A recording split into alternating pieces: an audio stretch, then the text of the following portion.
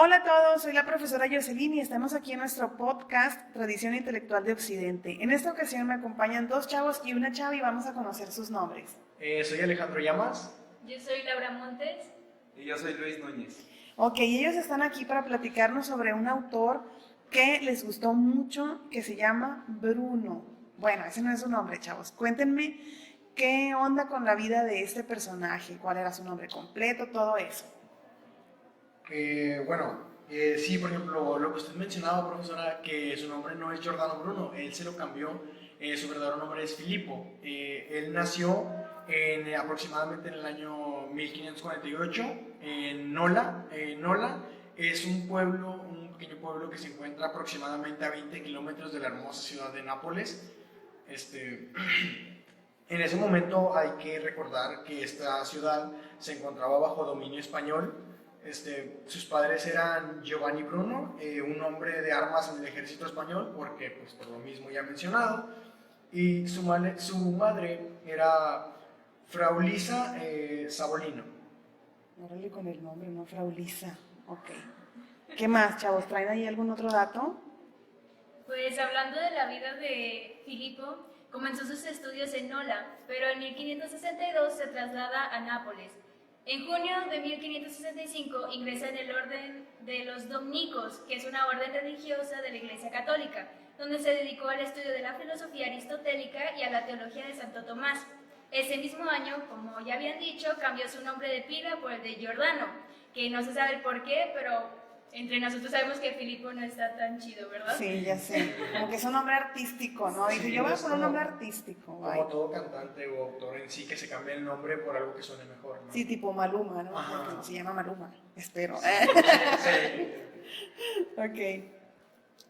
Ok, chavos, ¿y qué me pueden contar sobre la época en la que vivió? O sea, vivía en Nápoles y en esa onda. La verdad que el Bruno vivía en una época turbulenta. Cuéntame un poquito más sobre eso.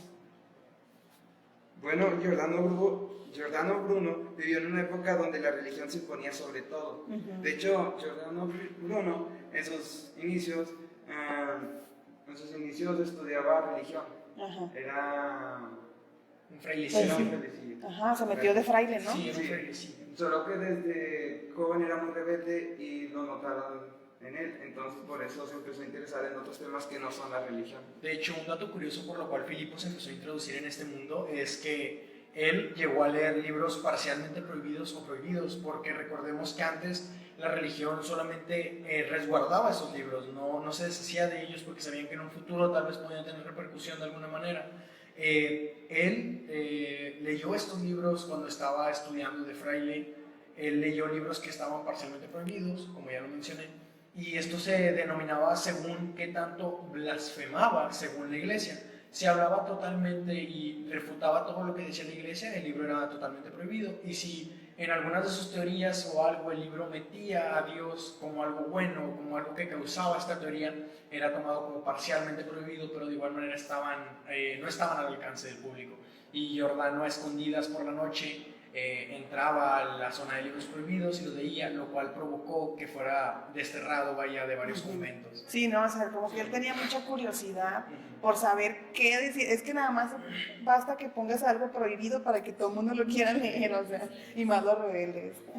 De Oye, hecho, dime. Giordano se dio cuenta de que al encontrar esos libros ahí, de que la iglesia no estaba en contra del conocimiento, estaba en contra de que ese conocimiento se divulgara. Ajá.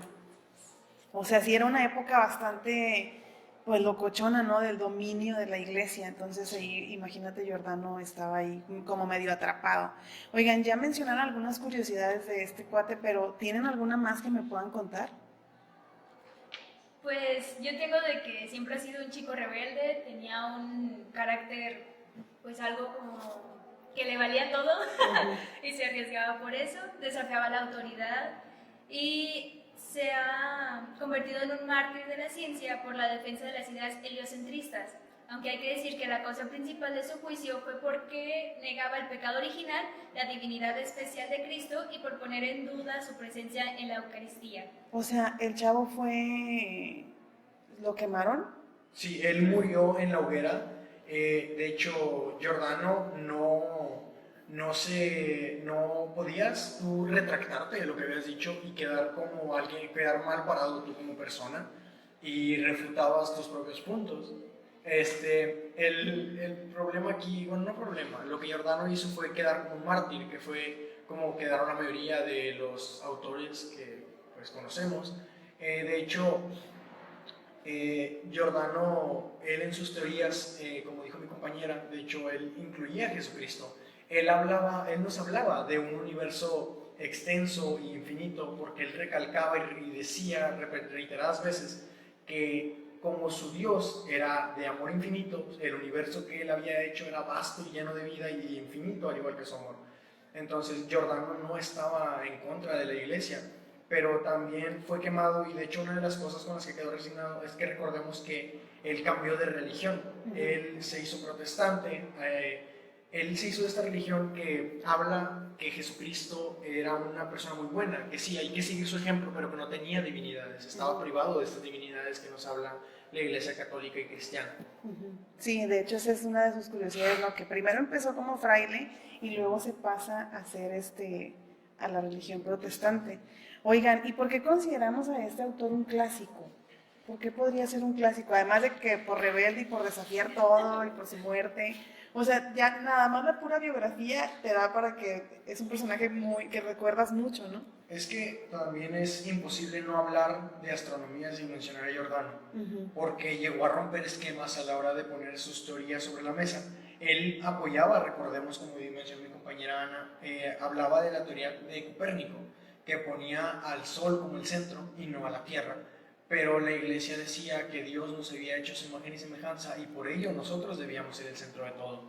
Pero no es así. Como sabemos, el centro de nuestro sistema solar es el Sol. Y Giordano lo comprobó, hizo pruebas y lo demostró. Entonces, él llegó a poner esquemas en esta situación.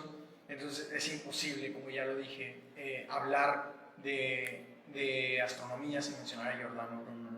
O sea, sus aportes en la ciencia y en la astronomía son tan tremendos que pues no podríamos hablar de eso sin mencionarlo. O sea, básicamente lo tenemos que mencionar siempre, ¿no? Bueno, en filosofía, astronomía, teología, cosmología, matemática y poesía también lo recordamos por diferentes cosas que hizo y cosas que nos ha dado y dejado a lo largo del tiempo. Como sus aportaciones, ¿no? Sí. Bueno, también porque grandes astrónomos que descubrieron cosas que en su tiempo Giordano no pudo demostrar con hechos por la tecnología en la que se encontraban, sirvieron mucho sus apuntes o lo que dejó de apoyo para que los demás lo leyeron, los tomaron en cuenta y se dieron cuenta que él tenía razón, pero tiempo después cuando ya lo pudieron comprobar. Sino como el caso de Galileo, que inventa 10 años después el telescopio ya de que ya habían matado a Giordano Bruno. Sí. Es como que qué triste, ¿no? Pero esa parte está bien interesante lo que dice Luis, porque la ciencia, como sabemos, es acumulativa. O sea, sin los apuntes de Giordano Bruno no podríamos tener quizá el telescopio. Y Giordano Bruno no hubiera logrado lo que logró sin los apuntes de Copérnico. Exactamente, entonces esa es como una cadenita ahí de personajes que está muy chida y que no podríamos entender la ciencia sin ese eslabón, ¿no? Eso está padre. Oigan, ¿y cuál es la principal obra de este autor o cuál es la que consideran así principal? Bueno, hay principalmente dos de él, pero la más importante a consideración de nosotros y creo que de la mayoría del público es la Cena de las Cenizas, que nos habla justo de esto, de todo lo que es la teoría heliocéntrica y cómo el Sol es el centro de este universo, y es donde él explica esto que yo les mencioné hace un momento, que nos habla de Dios. Él, como sabemos, no estaba en contra de la iglesia, él amaba a Dios, pero la iglesia como lo fue haciendo a un lado, y al momento que él quiso exponer sus ideas, lo abuchearon y lo sacaron del podium. Recordemos que esto sucedió, sin mal no estoy, creo que en Inglaterra, cuando fue a dar sus ideas y nadie le creyó. Sí. Se burlaron de él. Se burlaron de él incluso. Y esto fue lo que hizo que Giordano perdiera como ese amor que tenía hacia la iglesia. Y en este libro lo que hace es defender algunas teorías de Copérnico y corregir otras que no estaban tan bien estructuradas, pero que la idea ahí estaba. Ajá, qué padre. Y la Cena de las Cenizas es como un diálogo porque hay como 4 personajes y él pone ahí a alguien que está más o menos menso y él se pone a él y a varios otros y aprovecha para presentarnos esto que dices, Alejandro, sobre la teoría heliocéntrica. ¿Es un texto, les pareció un texto complicado? Bueno, complicado es de retrospección. Según la persona que lo lea puede hacérsele complicado o no. Por ejemplo, si has leído en los tiempos que estamos ahorita, la comunicación y la información es vasta, es muy grande. Si tú anteriormente hablabas de Kepler o de algún otro astrónomo más moderno, obviamente él tenía más herramientas, más variaciones, más cosas a la mano. Entonces, por ejemplo, en la escuela lo que suele pasar muy seguido es que, por ejemplo, yo conocí primero a Johannes Kepler que al mismo Copérnico o que al gran Giordano Bruno, ¿no? Yo los conocí mucho primero, lo conocí mucho primero que ellos dos, siendo que ellos dos sentaron las bases de lo que hizo Kepler. Entonces, es como que me hubieran explicado en orden, sí, o sea. es que es el problema. Entonces, esto hace que, por ejemplo, yo, que ya sabía de Johannes Kepler y sabía lo que había hecho y lo que hablaba, no se me hizo tan complicada la obra de Giordano Bruno. Y eso es bien importante lo que dices porque ya tenías un referente, o sea, ya tenías como que una base de la cual partir y tu lectura no fue así como de, pues desde la nada, ¿no? Bueno, oigan, ¿y cuál es la importancia de este personaje o de leer a este personaje en nuestra facultad, Luis? ¿Por qué crees que es importante que exista el conocimiento sobre Giordano Bruno? Más que nada porque yo pienso en lo personal que fue un gran pensador. Entonces, una forma de pensar muy adelantada a su época, como ya habíamos mencionado. Y en esta facultad nos concentramos más en entender cómo es que funciona el mundo natural. Por lo regular no nos gusta tener dudas de cómo es que sucede algo o por qué las cosas son como nos los dicen así, que hablar las personas como Giordano. A él no se convencía con lo que la iglesia le decía. Entonces, a nosotros, estudiantes de Facultad de Filosofía y Letras, nos gusta ir más allá, investigar más, por eso leemos mucho, porque nos gusta estar informados. Entonces, puede que en otras facultades no tomen en cuenta tanto nuestra opinión porque ellos no se informan tanto, porque se concentran más en el mundo físico, en trabajar con lo que tienen, no tanto en el pensamiento. Con lo que pueden tocar, sí, ¿no? Y acá es como lo intangible. Entonces, por eso la opinión de Giordano no era tan tomada en cuenta, porque no pudo demostrarlo, no tenía un telescopio para que ellos mismos lo vieran. Eran ideas, pero ellos no las creían porque no pensaban como él. Oye, yo me quedo con algo bien interesante que dijiste, que es que los estudiantes de nuestra facultad estamos acostumbrados, o los que participamos de esa facultad, estamos acostumbrados a cuestionar, como Giordano Bruno, ¿no? Giordano Bruno no se conformó con lo que le decían, sino que él buscó así como que tiene que haber una explicación, tiene que haber un origen, y eso creo que es importante, por eso me parece muy chido lo que dijiste.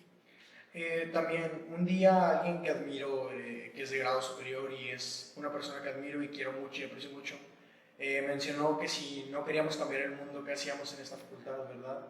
Entonces, esta persona nos mencionó esto y creo que Giordano Bruno fue un parteaguas en todo esto, que comprender mejor el universo. Entonces,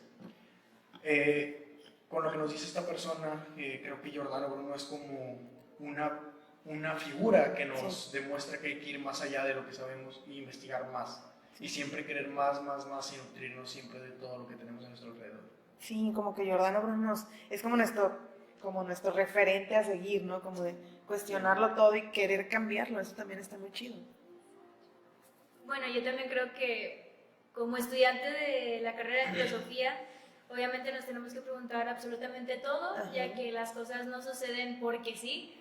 Entonces, lo que hizo Giordano como de una manera nos hace preguntarnos más acerca de las cosas y lo tomamos como un ídolo, vamos a decirlo, para seguir preguntando y Pagano, por supuesto. para poder llegar a soluciones, aunque pues como estudiante de filosofía, obviamente la verdad para nosotros no existe, o si existe está demasiado lejos. Entonces sí, siempre hay que irnos preguntando y no quedarnos estancados. Uy, genial, me encantó lo que dijeron, es un programa excelente. Lamentablemente se nos acaba el tiempo, ya no podemos seguir con nuestra plática, ojalá que tengamos otra oportunidad. A ustedes, nuestro auditorio, les agradecemos mucho la atención y esperemos que todo esto que platicamos les sirva para su vida y los inspire. Entonces nos vamos a despedir por hoy, pero esperen una próxima entrega de Tradición Intelectual de Occidente. ¡Chao! Adiós. Bye.